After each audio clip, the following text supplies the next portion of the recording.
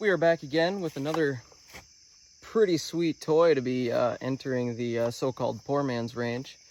I do not own this. Thank you to my boss for trusting in me to return this in one piece, and also trusting in my ability to zero such a rig. Anyways, we're zeroed. I got to shoot it already. This is, if you didn't know already, the Fix. The Q Fix. This one is in 8.6 blackout. Shooting this mean little guy right here. Mind the shaky hands. But what I really want to do today is put this head to head with my 300 blackout. Now, on paper, I think we all know who wins. We've all seen videos, I'm sure. We've all seen ballistics of the 8.6, but I'm going to play with it firsthand. And if you want to watch me do that, thank you. Here we go. The 300 blackout in question is just a build of mine. I think it's a PSA already built 300 blackout upper. And then I gutted my last 300 blackout of its attachments, less the sledgehammer. That's dedicated to this gun. Woohoo. But anyways, Sig Hexium 7.62 Daniel Sights Toolcraft BCG, nothing fancy. So this is what I'm comparing to this. I think it's only fitting that the first test here is going to be sound signature. So it's important to know this is the Q Short Chop 8.6 can. I'm shooting that 285 grain Fort Scott munitions. We'll see what she sounds like.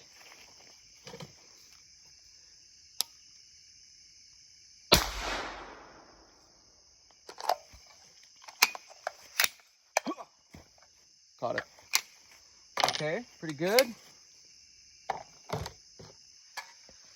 I'm going to compare that to the 220 grain Barnes suppressor optimized OTM.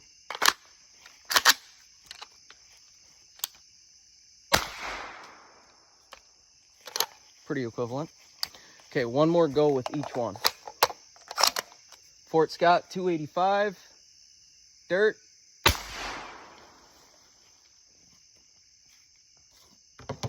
Okay. Barnes 220 OTM. I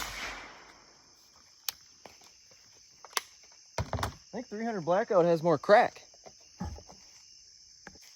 Next test today is going to be the Fago punching test. We're going to see what each one of these rounds does to a 2 liter of Fago. Starting with the 300 blackout OTM, going over to the Fort Scott 285 grain, and then we're going to try the Gorilla 210 grain that round. See what happens there. So if you think you already know what's going to happen here, leave a like. If you are questioning why I would do such a test, leave a like. If you're questioning the way I say Fago, you should be. Leave a like. First up, 300 blackout Barnes OTM 220. Next up, Fort Scott Munitions 285 TUI.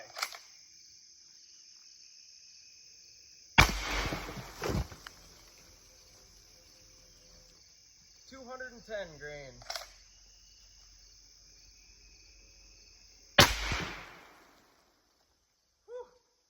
Now, unfortunately, I don't have fancy slow-mo for you to see that in a little bit of a cooler way, but I hope you get the idea of kind of the difference in, I guess, the tip of the ammo and the weight and, well, the twist rate in this case and things like that that contribute to different results against liquid targets per se.